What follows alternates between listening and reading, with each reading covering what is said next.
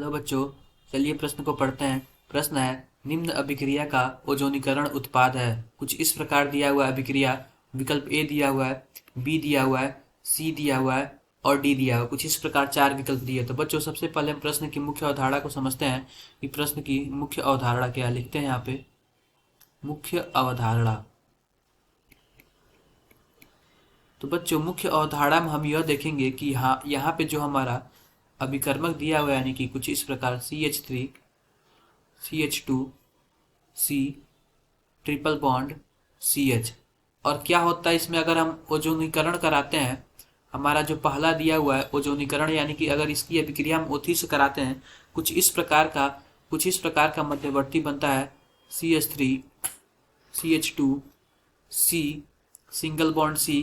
यहाँ पे O आ जाता है, यहाँ पे भी O आ जाता है और कुछ इस प्रकार का मध्यवर्ती बनता है। बच्चों अब हम क्या करते हैं कि अगर हम इसमें जल से अपचयन कराते हैं, इसका जल से अभिक्रिया कराते हैं, कुछ इस प्रकार होता है। ध्यान देना, कुछ इस प्रकार होता है। यहाँ पे CH3 CH2 C single bond C, यहाँ पे भी डबल बॉन्ड आ जाता है और यहाँ पे भी डबल बॉन्ड आ जाता है, यहाँ पे हाइड्रोजन है। अब बच्चों फिर से इसका पुनः इसका जल अपघटन होता है, तो यहाँ से बॉन्ड टूट जाता है, कुछ इस प्रकार बन जाता है उत्पाद,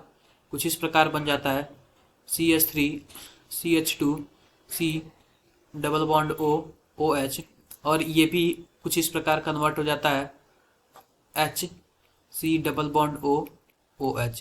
कुछ इस प्रकार दो उत्पाद बनते हैं। तो ये बच्चों हम देखते हैं कि पहला तो है फॉर्मिक एसिड है और दूसरा है प्रोपेनोइक एसिड है। तो बच्चों आओ देखते हैं कि किसमें हमारा उत्तर सही आया है। तो अगर देखें जो हमारा विकल्प सी है, उसमें कुछ इस प्रकार का उत्पाद दिया हुआ है, प्रोपेनोइक एसिड और फॉर्मिक एसिड यानी कि मेथेनोइक एसिड।